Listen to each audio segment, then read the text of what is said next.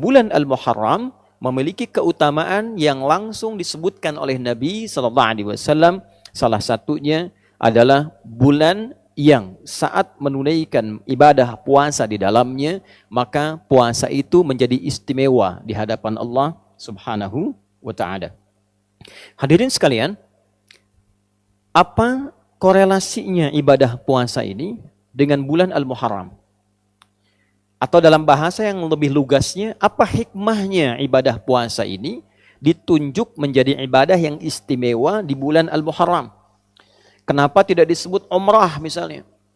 Kenapa tidak disebut tilawah Al-Quran? Kenapa tidak disebut misalnya sedekah?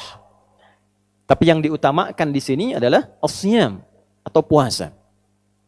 Hadirin, seperti kita ketahui, puasa adalah di antara amal ibadah yang saat ditunaikan di waktu yang sama, dalam kondisi yang sama, bisa meningkatkan ketaatan kepada Allah Subhanahu wa Ta'ala, taat, sekaligus juga mencegah pelakunya berbuat maksiat.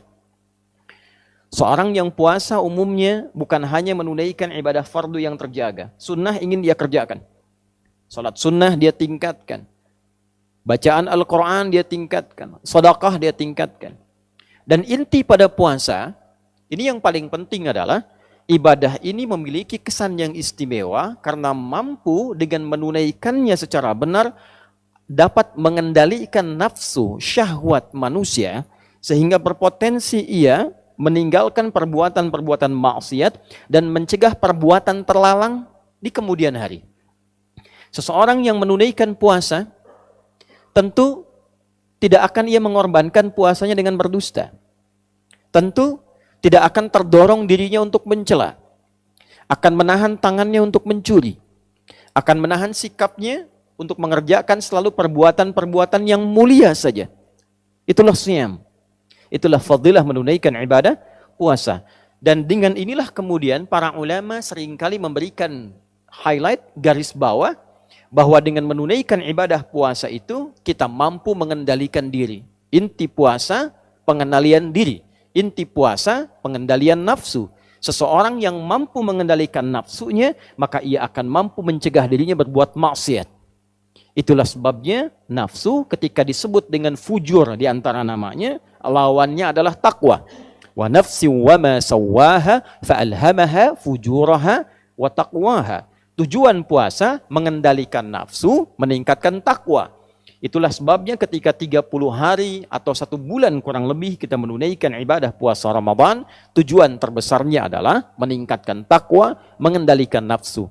Ya ayyuhalladzina amanu kutiba alaikumus siyam kama kutiba alal ladzina min qablikum la'allakum tattaqun.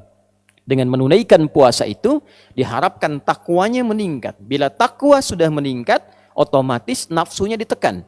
Bila takwa meningkat, taatnya naik. Maka maksiatnya ditekan.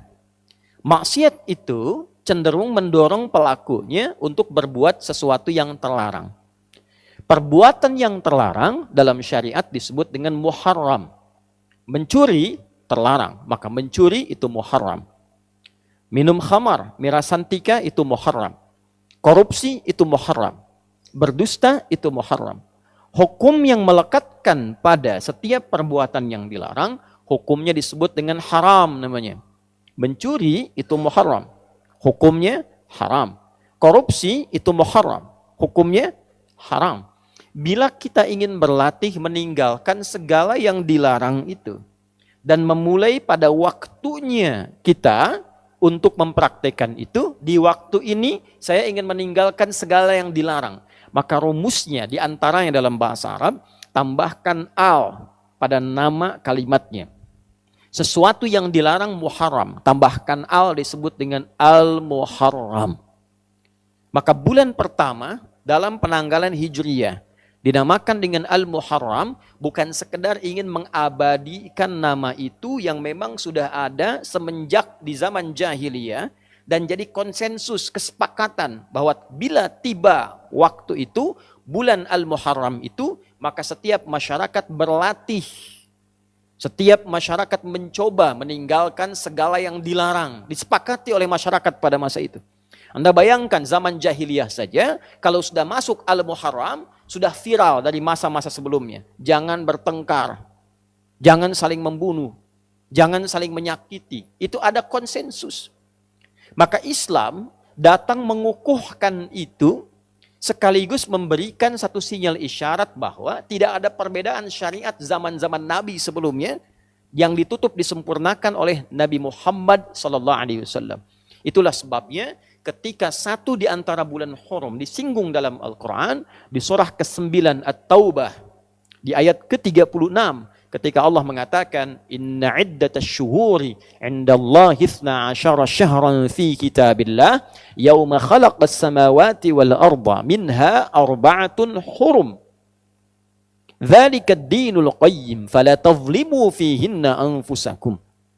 Sungguh, Allah menegaskan jumlah bilangan bulan yang Allah telah tetapkan sejak mencipta langit dan bumi itu, yang mengiringi perjalanan waktu kita setahun ada 12 bulan.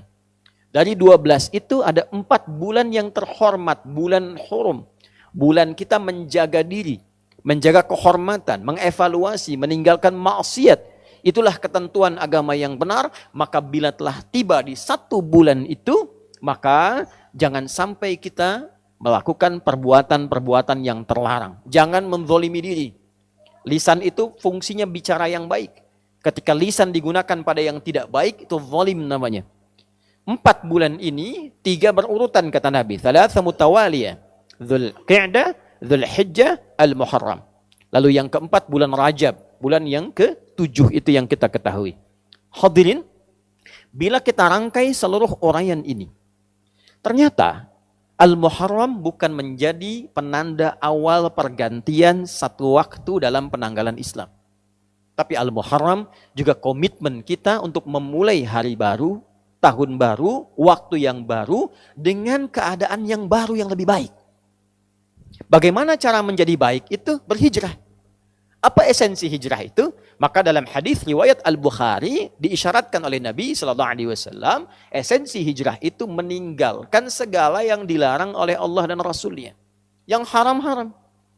Maka kalendernya Hijriyah, bulannya Al-Muharram, perbuatannya koreksi diri kita, evaluasi diri kita untuk mencoba meninggalkan segala yang dilarang oleh Allah dan Rasulnya.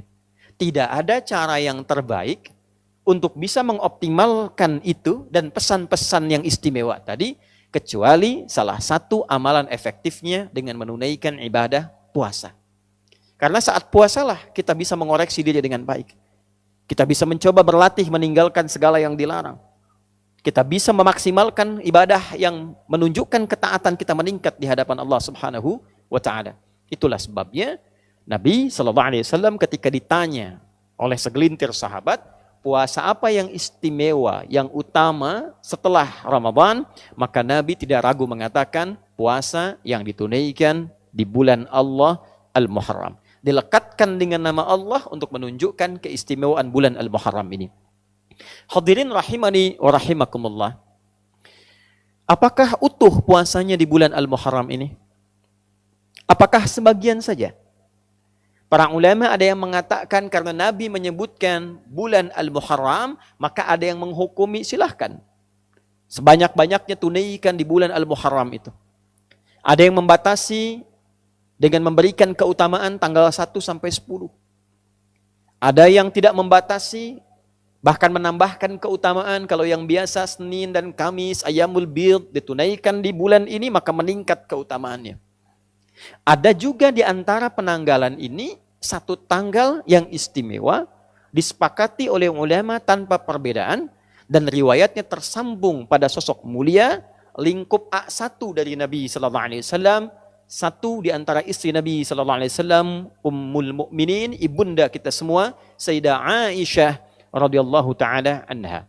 Yang hadis ini direkomendasikan oleh para ulama dan terdokumentasikan dalam Sahih Al-Bukhari nomor hadis 4504. Demikian Imam Muslim mengutip pula hadis ini di nomor hadis 1125.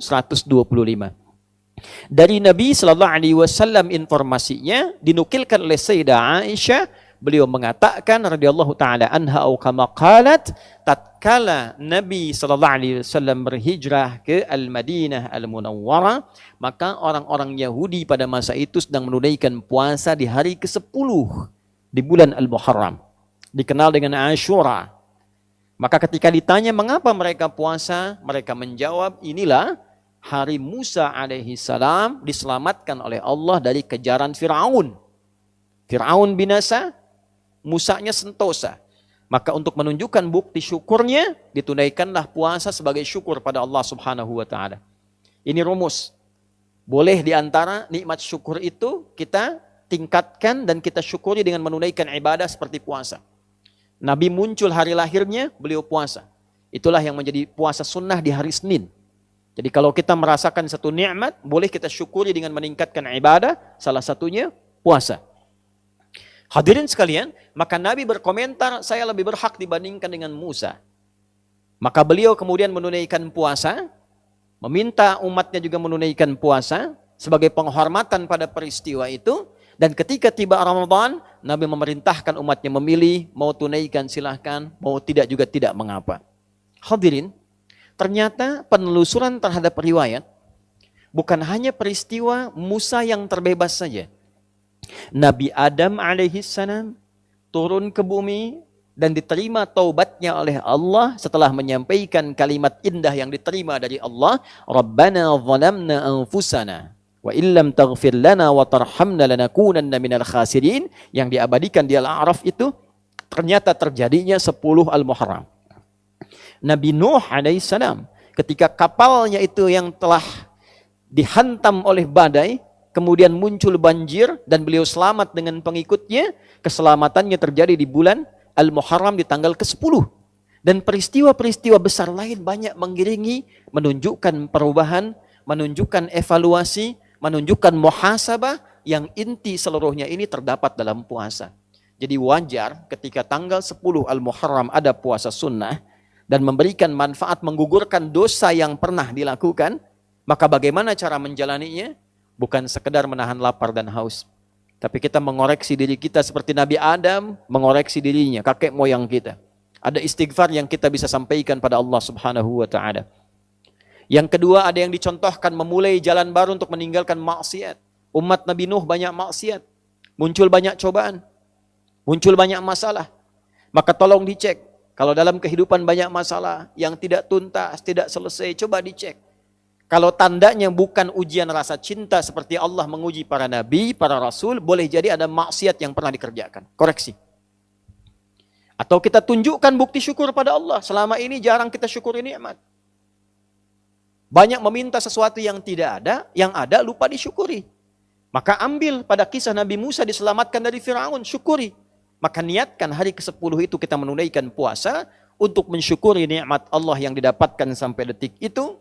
Yang kedua, kita komitmen mengoreksi diri untuk menjadi pribadi yang lebih baik. Dan yang selanjutnya, kita menatap masa depan dengan menyiapkan agenda-agenda baru yang diridhai oleh Allah subhanahu wa ta'ala. Ya Allah, hamba sudah berusaha sholat semaksimal sampai hidup saat ini. Hamba ingin menaati-Mu ya Allah. Berikan kesempatan untuk bisa berzakat selama hidup. Hamba tidak minta banyak ya Allah. Hamba ingin surga Firdaus, setidaknya berikan kesempatan 25 juta aja bisa zakat. 25 juta aja bisa zakat. Zakat 25 juta. Tapi kan Allah kasihnya 1 miliar. 2,5% dari 1 miliar berapa? 25 juta kan? Jadi ketika Anda minta 25 juta untuk zakat, Allah kasih 925 juta lebihnya. Itu konsep dasarnya. Jadi kalau Anda niatkan yang bisnis, yang kerja untuk menaati Allah, untuk ibadah, mengikuti pedoman Rasulullah, dunia ikut. Nanti lebihnya tinggal dibagi untuk keluarga yang dekat, keluarga menengah, keluarga jauh. Disinilah muncul skema infak namanya. Diatur kebutuhan Anda berapa, lebihnya itu untuk beramal. Makanya kita pandai-pandai melihat Allah titipkan apa kepada kita. Cuma 4 pilihannya. 1 ilmu, 2 harta, 3 kedudukan, 4 tenaga. Dan keempat-empat ini contohnya sudah ada pada kepribadian para sahabat ketika belajar dengan Nabi. Dan Nabi mengakumulasi semuanya. Jadi ketika Anda dititipkan pengetahuan, ilmu, mau jadi apapun, maaf, ustadz, dosen, macam-macam.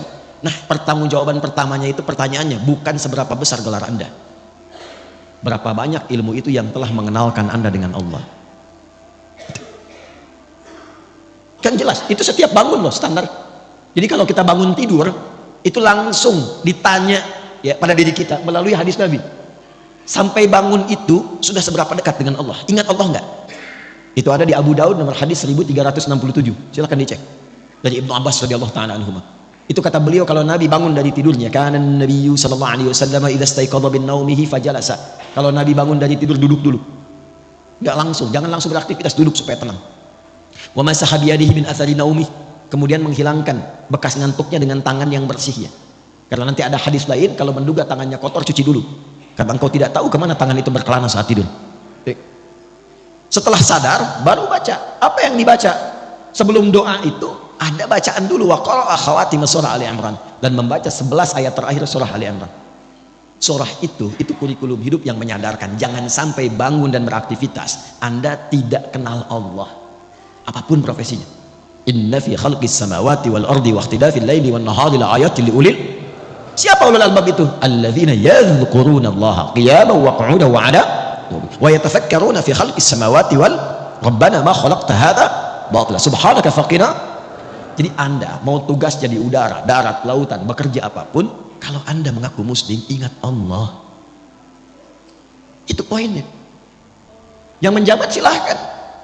Bapak di wali kota, ada di RW, di RT, Anda nggak akan ditanya berapa banyak yang telah dikumpulkan dari pangkat dan jabatan. Pertanyaan pertamanya, berapa amanah Allah yang telah engkau berhasil selesaikan? Kenal Allah nggak? Harta juga begitu.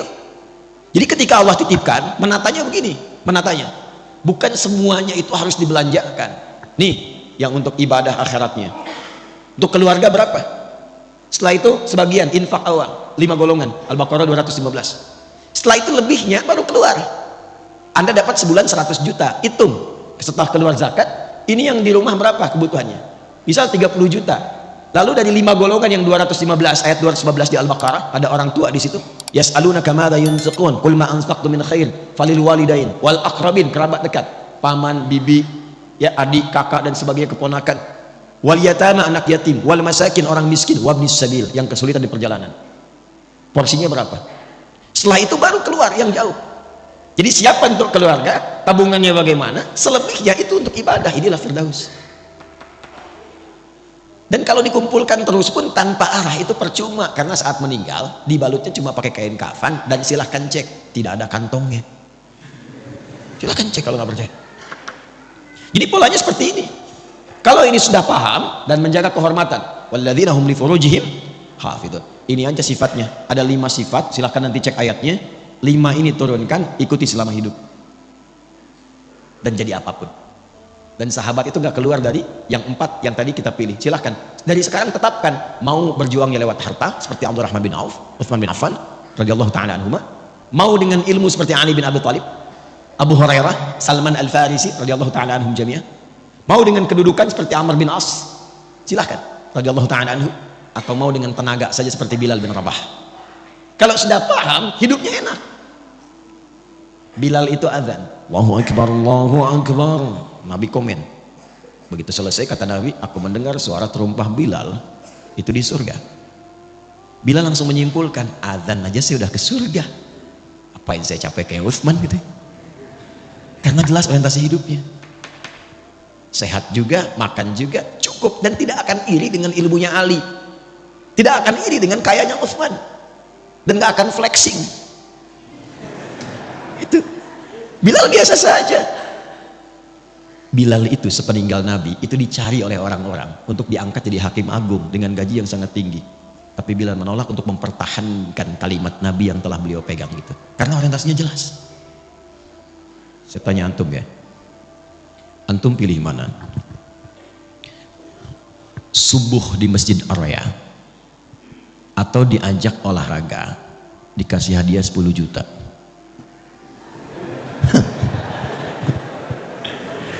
Subuh di Masjid Ar-Raya atau olahraga dikasih hadiah 10 juta? Maaf, pilihan cuma 2, nggak ada yang ketiga. Itu memang nggak mudah. Tapi kalau kita paham orientasi hidup, Bukankah 2 rakaat sunnahnya saja sudah lebih daripada dunia dan seisinya? Itu kalau punya orientasi. Kalau nggak jelas, nggak punya pedoman, susah memilihnya. Itu yang menyebabkan ada orang cuma menjadi penjaga toko kok bisa meninggalkan Jumat, bisa nggak sholat. Apa yang mau dicari? Dan meninggal juga. Itu yang menyebabkan kita mesti jelas orientasi. Nah, oleh karena itu orang Islam itu kalau disebut muslim, dia dari bangun tidur, baru bangun tidur itu dia sudah punya rencana. Nih saya petakan dengan cepat ya. Kita bangun tidur baca doanya bagaimana? Alhamdulillahilladzi ahyana ba'dama amatana wa ilaihin. Baik, hadisnya riwayat Mu'adz bin Jabal dan Jundub bin Junadah. Di Al-Bukhari kita temukan. Fokus. Tapi tidak semua yang baca itu paham maksudnya. Alhamdulillahilladzi ahyana. Ya Allah, terima kasih. Segenap ucapan syukur hamba ucapkan syukur kepadamu yang telah memberi kesempatan hidup sampai detik ini. Dan diberikan kesempatan hidup ba'dama amatana. Setelah tadi diwafatkan sementara. Tapi kalau bahasa bebasnya begini, kalau kita ngaji tahu isinya, itu bahasanya begini, ya Allah, bila pun ajal hamba tiba saat tidur tadi, bisa engkau langsung wafatkan. Tapi engkau memberikan kesempatan hamba hidup kembali sampai ajal tiba. Wa ilaihin nusyur. Maka hamba berjanji tidak akan menyia-nyiakan kesempatan hidup sekarang. Hamba akan cari bekal untuk pulang menghadap kepadamu. Itu kalimatnya. Karena itulah ketika bangun dipanggillah oleh Allah. Dalam sholat pertama kita menghadap. Kenapa menghadap? Kita minta bimbingan taufik dari Allah supaya nggak salah langkah. Maka disebutlah kemudian sholatnya dengan subuh. Sifatnya disebut dengan fajar. Apa itu subuh? Dari kata asbah. Asbah itu sesuatu yang siap dengan rencana. Wasubhi idza tanaffas. Quran surah At-Takwir ayat ke-18. Wasubhi idza tanaffas. Dan demi waktu subuh kalau sudah tiba, kita mesti punya rencana yang jelas berdasarkan nafas yang kita lalui. Makanya matahari pun mulai memancar, tumbuhan mengeluarkan oksigen, semua manfaat. Orang Arab kalau ditanya kaifa asbahtum, maksudnya apa kabar anda hari ini dan punya rencana apa. Jadi jangan sampai ada orang Islam bangun dari tidur, dia nggak jelas jam 7 apa yang mau dia lakukan, jam 8 apa yang mau dia kerjakan, jam 9 akan ada di mana, zuhur anda mau sholat di mana, berapa ayat yang sekarang akan dibaca hari ini, berapa infak yang mau dikeluarkan hari ini. Katanya pengen firdaus, baca Quran aja nggak sempat. Apa yang mau disiapkan? Nah, itu yang mesti dilakukan. Sehingga sholat yang kedua disebut dengan zuhur. Zuhur itu izhar, terang, jelas. Udah jelas belum hasilnya dari subuh sampai siang ini dengan rencana tadi? Kalau belum jelas, hati-hati, nanti rugi. Muncul waktu asar. Asar kan identik dengan kerugian. Wal asr, innal insana lafi khusr. Kalau nggak disiapkan dengan rencana amal soleh, nggak sabar menjalaninya, bisa rugi. Karena tahu-tahu maghrib aja. Dan isya. Ada isya, ada asya. Asya itu sibuk beraktivitas. Kalau jatuh jadi kasrah, selesai aktivitas dan selesai tertidur. Kita tidak tahu apakah malam itu yang mengantarkan kita pada gerbang kehidupan akhirat. Nah, ini setiap hari itu tertata. Nanti dari situ dibuat kepakanan. Makanya tawaf 7 kali. Ini bukan utak-atik, ini nyambung semua nasabnya dan terkorelasi. Setelah itu bulanan. Makanya kita itu ada bimbingan harian, bimbingan pekanan dalam Jumat, bimbingan dalam bulanan, sampai tahunan, puncaknya haji, bertemu semua untuk saling mengenal. Nanti setiap ganti tahun itu kita evaluasi. Apa selama ini yang menghambat kita kurang dekat dengan Allah? Mau sholat itu susah, mau baca Quran sulit, mau infak keluar, harta udah dikasih banyak, kayak infak juga. Sederhana. Mungkin ada yang haram yang masuk dalam tubuh kita. Kita. Ada yang haram yang masuk dalam tubuh seseorang. Ya.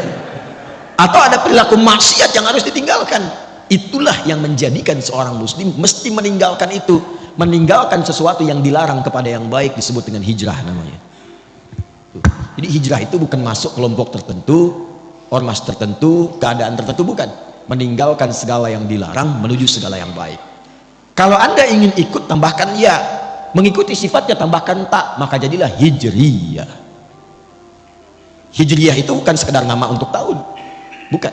Maksudnya kita diingatkan setiap datang dan mengenal tahun hijriyah. Maksudnya sudahkah kita tinggalkan yang kurang baik menjadi lebih baik?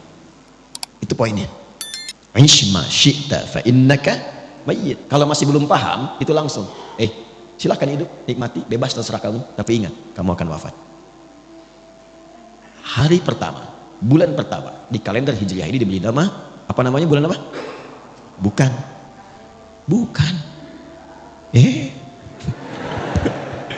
Saya tanya apa Muharram? Bukan, Bukan Muharram, yang tepat itu Al-Muharram. Ya, kalau Muharram itu kegiatan yang diharamkan. Mabuk Muharram, mencuri Muharram, berselisih Muharram, bertengkar haram, korupsi Muharram. Hukumnya disebut haram. Itu hukumnya. Kalau kita ingin jadikan pada komitmen waktu untuk meninggalkan segala yang dilarang. Saya ingin waktu ini, sekarang ini, saya ingin meninggalkan yang haram dalam pandangan. Saya ingin meninggalkan yang haram dalam perkataan. Maka rubah katanya dari muharram menjadi al-muharram. Jelas? Itulah kenapa disebut al-muharram, ingin memberikan kesan. Kalau ingin berubah menjadi pribadi yang baik, maka yang pertama dilakukan, mulailah dengan meninggalkan segala yang diharamkan oleh Allah dan Rasulnya. Setelah itu bikin resolusi, rencana terbaik untuk setahun ke depan minimal. Makanya nanti di tanggal 10 itu ada puasa untuk mengevaluasi yang setahun berlalu. Bukankah puasa Al-Muharram itu menggugurkan dosa setahun? Ya kan? Itu mengevaluasi setahun berlalu untuk punya resolusi setahun yang akan datang. Apa yang mau disiapkan ke depan? Nah, karena itu saya akan akhiri, mudah-mudahan pertemuan ini menjadikan kita lebih terarah, ya, lebih baik, dan punya orientasi yang jelas. Saya akan tutup dengan kisah seorang suku Badui yang datang kepada Nabi SAW. Terdapat dalam hadis riwayat Muslim. Datanglah seorang dari suku Badui, itu padang pasir, pedalaman di Arab, kepada Nabi SAW. Saya bacakan hadisnya. Kama qala, jaa a'rabiyyun ila Nabi SAW faqala, maka dia berkata, ya Rasulullah, dullani ala amalin basitin yudkhilunil jannata. Ingat, ini bukan kampung lagi, yang paling kampung di Arab. Dia datang kepada Nabi dan mengatakan, ya Rasulullah, tolong tunjukkan padaku satu amalan yang ringan aja, nggak usah berat-berat, yang penting hamba bisa ke surga. Pinter ya, pinter, secara ekonomi benar, modal sedikit keuntungan banyak kan ya. Kata Nabi, singkat, cukupkan yang fardu saja. Kalau engkau ingin sholat, cukup fardu. Kecuali engkau ingin tambah dengan sunnah. Puasa yang fardu saja, Ramadan. Kalau engkau ingin tambah, sunnah. Harta kalau ada, yang fardu saja, zakat. Kalau mau pengen tambah, illa an tatawwa, sunnah. Yang mengagetkan begini, kata orang ini, ya Rasulullah, saya akan konsisten dengan yang fardu aja. Jadi selama hidup, dia sholat fardu aja, gak pernah sholat sunnah.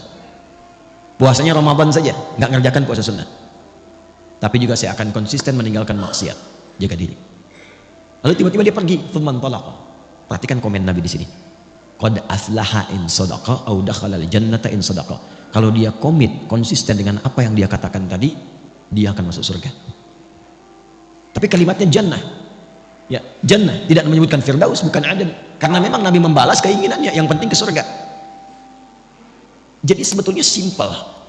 Dia mengerjakan kegiatannya yang sederhana, yang biasa-biasa, tapi visinya tinggi. Nah, cuman dia mengetahui keadaannya.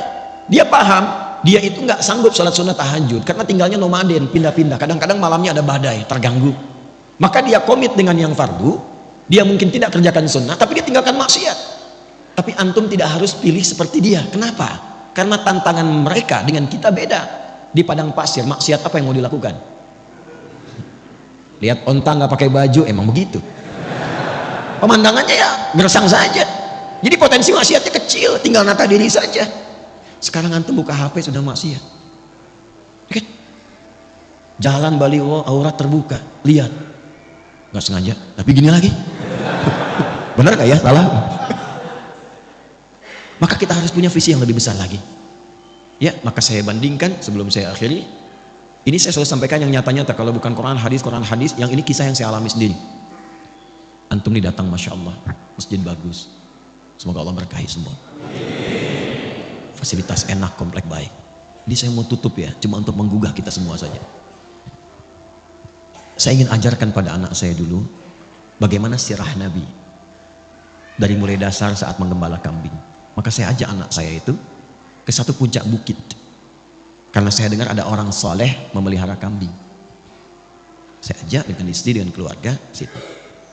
Singkatnya sampai di atas, masya Allah itu orang luar biasa. Tinggal di perbukitan, tapi ketika datang tamu semua diada-adakan. Padahal pendapatan ketika saya tanya cuma 100.000 per bulan. Tapi rasanya mewah. Kebahagiaan terpancar. Saya lihat, di mana kambingnya saya ingin lihat. Oh di sana Gus katanya. Saya datang. Begitu saya lihat bersih kambingnya. Bagus. Tapi Tapi yang membuat saya agak heran, itu mulutnya ditutup pakai potongan dari plastik botol minuman. Saya nggak sebut merek ya, supaya tidak endorse. Jadi kalau ada begini dipotong, tapi yang agak besar tuh, ditutup mulutnya. Itu saya tanya tegas sekali, ini kenapa kambingnya? Kok ditutup, sakit? Perhatikan jawabannya. Bukan Gus, katanya. Ini kambing baru datang di tempat saya beli. Saat saya mulai beli itu, aukamakala, saya tutup mulutnya pakai bagian dari botol itu supaya saya jaga di jalan sampai ke sini dia tidak memakan yang bukan haknya. Itu saya diam. Berapa detik saya menangis. Anda lebih berhak mendapatkan rahmat Allah. Saya mengajar sekian hadis, mendatangi pengajian hanya untuk menerangkan hadis ini. Anda bahkan mempraktekannya pada hewan yang Anda gembalakan. Jadi bayangkan, orang yang dianggap biasa, mungkin hartanya sedikit, yang jarang ngaji ke tempat yang mewah-mewah begini, mulut kambingnya aja ditutup. Kenapa Anda yang sudah Allah berikan fasilitas luar biasa, ngajinya enak, keadaannya nyaman, fasilitas mewah, hanya untuk menjaga lisan saja, kadang-kadang kita tidak mampu. Bertakwalah kepada Allah karena kita akan meninggal. Wafatlah dalam kebaikan. Tibalah seorang yang sangat luar biasa, istrinya juga luar biasa, anaknya luar biasa, kerjanya biasa, sederhana,